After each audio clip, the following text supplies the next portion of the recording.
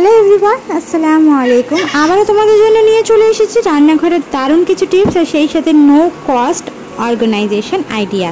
তো আজকের ভিডিওটা অনেক বেশি হেল্পফুল হবে, আশা করছি তোমাদের ভালো লাগবে। তাই ভালো লাগলে অবশ্যই চ্যানেলটাকে সাবস্ক্রাইব করে পাশে থাকার অনুরোধ রইল এরকম ধরনের আরও ভিডিও দেখতে পাওয়ার জন্য।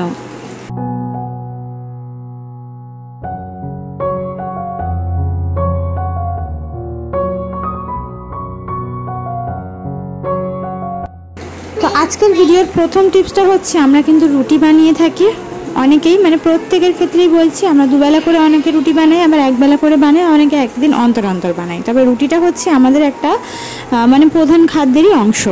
তো সেখানে আমরা যখন রুটিটা বানাই, সেই রুটিটা বানানোর পর কিন্তু চাটুটা বেশ কিছুক্ষণ গরম থাকে। সেই চাটুটা যে কতটা পরিমাণে আমাদের কার্যকরী একটা জিনিস, সেটা তোমরা ভাবলেও ভাবতে পারবে না। তো আমরা কিন্তু আদা রসুন বা রসুনটা ছেলার সময় এতটা পরিমাণে নিজেদেরকে বিরক্তি ফিল করি, সেটা আর বলে বোঝানো নয়। তো সেই রসুন ছেলাতে আমাদের এই যে গরম চাটুটা কতটা পরিমাণে কার্যকরী, সেটা আর বলে বোঝানোর নয়। তো বেসিক্যালি রসুন ছিলতে যে কতটা সময় লাগে, সেটা তো আমরা প্রত্যেকেই জানি, আর বিরক্তও লাগে। তো রসুনটাকে বেসিক্যালি এইভাবে ছাড়িয়ে যদি গরম চাটুর উপরে রেখে দাও, যতক্ষণ চাটুটা গরম থাকবে, গ্যাস ওভেন জ্বালানোর কোনো দরকার নেই, যতক্ষণ পরিমাণ রুটিটা করার পর চাটুটা গরম থাকবে, ততক্ষণ পর্যন্ত এই গরম চাটুর মধ্যে তুমি যদি রসুনগুলো এভাবে ছাড়িয়ে রেখে দাও, তারপরে তুমি যদি রসুনগুলোকে ছাড়াও, মানে চাটুটা ঠান্ডা হয়ে যাওয়ার পর রসুনের খোসাগুলো এত তাড়াতাড়ি ছেড়ে যাবে, তোমরা নিজেরাও ভাবতে পারবে না। অনেকে পানিতে ভিজিয়ে ছাড়াই, তবে হাতের মধ্যে লেগে যায় বা অনেক বিরক্তি ফিল হয়। তো এইভাবে একবার তোমরা ট্রাই করে দেখো, আশা করছি তোমাদের অনেক কাজে আসবে। যেহেতু পার্সোনালি আমি এই টিপসটা ফলো করি, আমার কিন্তু আদা খুব একটা লাগে না, রসুনটা বেশি লাগে।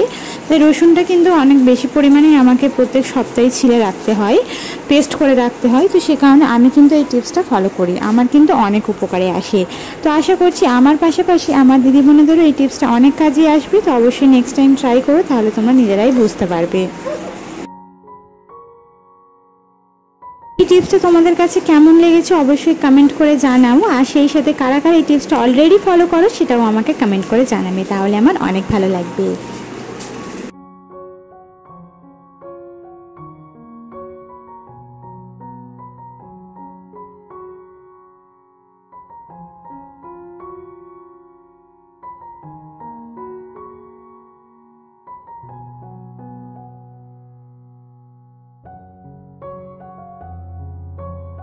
তো এরপরের যে টিপসটা, সেটা হচ্ছে গৃহিণীদের হাতে তেল ছেটানোর একটা দাগ নেই, সেটা কিন্তু কেউই বলতে পারবে না।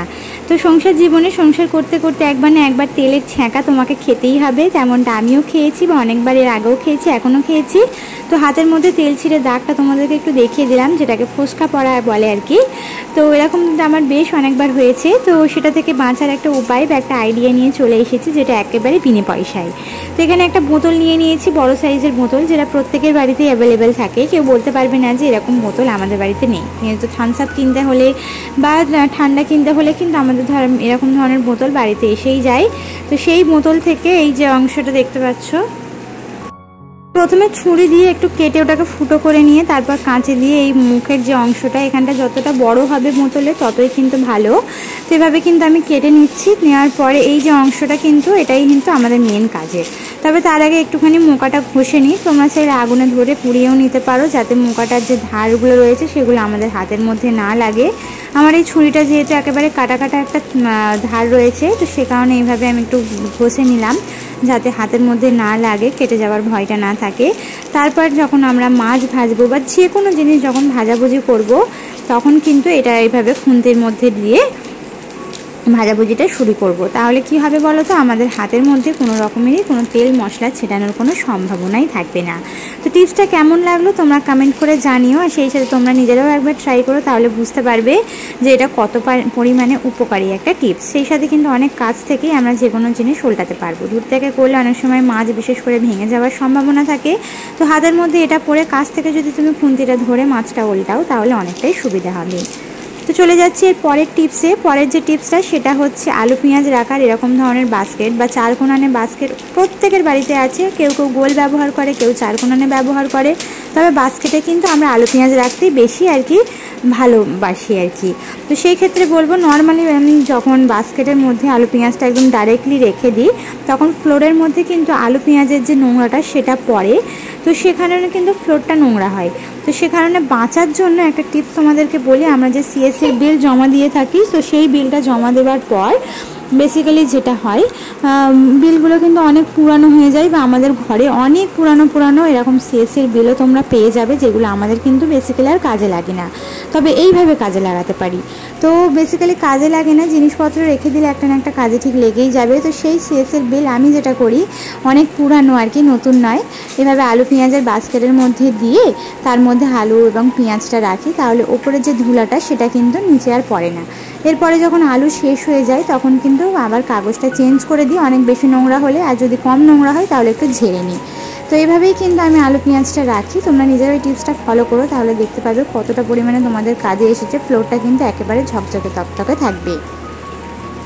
তো এরপরের যে টিপসটা সেটা হচ্ছে, এরকম ধরনের বোতল যে আমি কাটলাম, সেই বোতলে আরেকটা আমি কেটে নিয়েছি, নিয়ে এই যে অংশটা দেখতে পাচ্ছ একটু ছোট করে আমি কেটে নিলাম। তো আমি আলাদাভাবে একটা কেটে রেখেছিলাম, তাই তোমাদেরকে শর্টকাটে দেখিয়ে দিচ্ছি, নাহলে অনেকটা ভিডিওটা লম্বা হয়ে যাবে। তো এই যে কেটে নিলাম, নেওয়ার পরে দুই সাইডে কিন্তু কাঁচি দিয়ে কেটে নিচ্ছি। তোমরা চাইলে একটা কিছু গরম করে ফুটো করে নিতে পারো, আমি কাঁচি দিয়ে একটুখানি ফুটো করে নিচ্ছি, কেটে নিচ্ছি আর কি, যাতে ফুটো না করতে হয়। তো ঝট করে আমি কেটে নেব, নিয়ে তারপর এখানে যে কোনো সুতো বা দড়ি দিয়ে দুদিকে জাস্ট বেঁধে দেবে। দেওয়ার পর তোমাদেরকে দেখাবো এটা কতটা পরিমাণে উপকারী বা কার্যকরী আর কি। টাকা পয়সা আমাদের লাগবে না, শুধু একটু বুদ্ধি খাটাতে হবে। তো আমরা গৃহিণীরা প্রত্যেকের মাথায় কিন্তু বুদ্ধি আছে, তাই আমরা এত সুন্দরভাবে সংসারটা চালাতে পারি, তবে সেই বুদ্ধিগুলো কাজে লাগানোর আর কি অপেক্ষা। তো আমি তোমাদের সাথে এই টিপসগুলো এই কারণেই শেয়ার করি, যাতে তোমাদের একটু উপকারে আসে, সেই সাথে তোমরা নিজেরাও একটু হলেও সংসারের কাজগুলোকে সহজ করতে পারো। তো এইভাবে দুদিকে হোল্ড করে তারপরে এই যে দেখতে পাচ্ছ, এই দড়ি দিয়ে বা যে কোনো সুতো দিয়ে বেঁধে দেবে। আমি এখানে উল ব্যবহার করেছি, দিয়ে খুব ভালোভাবে বেঁধে তারপরে কিন্তু এটাকে বেসিনের পাশে টাঙিয়ে দেব আমার মাজনিগুলোকে রাখার জন্য। তাহলে মাজনির যে এক্সট্রা পানিটা সেটা কত সহজে ঝরে যাবে আর শুকনো থাকবে। ভিজে থাকলে কিন্তু ওর মধ্যে একটা জীবাণুর সৃষ্টি হয়, যেটা একটা আনহাইজেনিক ব্যাপার। তো এই যে তোমাদের সঙ্গে কথা বলতে বলতে এই যে আমি অলরেডি রেডিও করে ফেলেছি। তো তোমরা দেখো, দেখলে বুঝতে পারবে, আর একটু আইডিয়া লাগালেই তোমরা নিজেরা এটা বাড়িতে বানিয়ে ফেলতে পারবে। আসলে আমার থেকে আমার দিদি বোনেদের মাথার বুদ্ধি অনেক বেশি, এটা আমি জানি। তো যাই হোক, এখানে কিন্তু আমি এটা লাগাবো আমার বেসিন এরিয়ার ঠিক পাশের এই অংশটাতে। তো এখানে এই যে আমি হুক কিনেছিলাম, এটা কিন্তু অনলাইন থেকে কেনা, এই হুকগুলো কিন্তু অনেক কাজে লাগে। তো সেই হুকই আমি অ্যাটাচ করে দিচ্ছি, দিয়ে তারপরে কিন্তু এর মধ্যে আমি এটাকে টাঙিয়ে দেবো। তো এখানে কিন্তু হুক রাখার পাশাপাশি অন্য কিছু তোমরা হুক টাঙাতে পারবে। তো এখানে এই যে মাজনিগুলো রেখে দিলাম, তোমরা দেখো কত সহজে থাকছে। আর এর মধ্যে থাকা যে এক্সট্রা পানিটা সেটা কিন্তু খুব ইজিলি বেসিন এরিয়াতেই আমার যাবে, অন্য কোথাও যাবে না। তো এটা কিন্তু শুকিয়ে আমাদের মাজনিগুলো শুকানোর একটা দারুণ আইডিয়া বা দারুণ টিপস বলতে পারো। তো তোমরা অবশ্যই বাড়িতে বানাও, তাহলে তোমরা বুঝতে পারবে যে এটা কতটা কার্যকরী।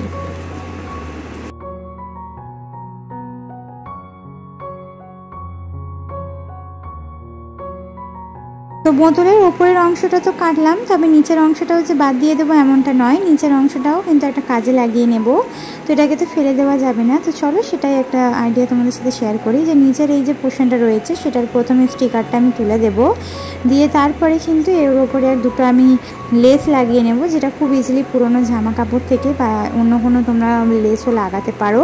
তো যে কোনো তোমাদের ডেকোরেট করার জন্য যেমন খুশি তেমনভাবে তোমরা এটাকে ডেকোরেট করতে পারো, এটাকে কালারও করতে পারো। তো আমি পরে কালার করে নেবো, এখন আপাতত আমি লেসটা লাগিয়ে নিচ্ছি, নিয়ে তোমাদের সাথে শেয়ার করছি যে এটাকেও তোমরা খুব সুন্দরভাবে কাজে লাগাতে পারবে। তো এখানে আমার কাছে এটা আমার হাতের কাছে একটা লেস ছিল, যেটা আমার অনেক কাজে আসে। তো সেই লেসটাই আমি এখন লাগিয়ে দিচ্ছি।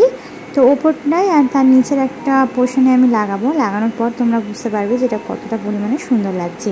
তো এর মধ্যে আমার যত কাঠের চামচগুলো রয়েছে, চামচ খুন্তি, তো সেগুলো আমি এর মধ্যে খুব ইজিলি রাখতে পারবো। আর সেই সাথে দেখতে ভালো লাগার পাশাপাশি এটা কিন্তু আমি একটা রিইউজ জিনিস তোমাদের সাথে শেয়ার করলাম, যেটা একেবারে 0 পয়সায়। এটা করতে গেলে কিন্তু কোনো রকমের কোনো টাকা পয়সা তোমাদের খরচা করতে লাগবে না, শুধু একটু বুদ্ধি খাটাতে হবে। আজকের এই যে টিপসগুলো তোমাদের সাথে শেয়ার করলাম, তার মধ্যে কোন টিপসটা তোমাদের সবথেকে বেশি ভালো লেগেছে অবশ্যই কমেন্ট করে জানাবে। আর সেই সাথে তোমরা কোন জিনিসটা বানাবে বাড়িতে বা বানাচ্ছ সেটাও কিন্তু কমেন্ট করে জানাবে, তাহলে কিন্তু আমার বেশ ভালো লাগবে। এই যে খুব সহজে হাতা খুন্তি রাখার জন্য একটা দারুণ স্প্যাচুলা হোল্ডার আমি বানিয়ে নিলাম। তো আজকের ভিডিওটা এ পর্যন্তই ছিল। আশা করছি পরবর্তী ভিডিও পর্যন্ত তোমরা সবাই সুস্থ থাকবে, ভালো থাকবে। আল্লাহ হাফিজ, আসসালামু আলাইকুম।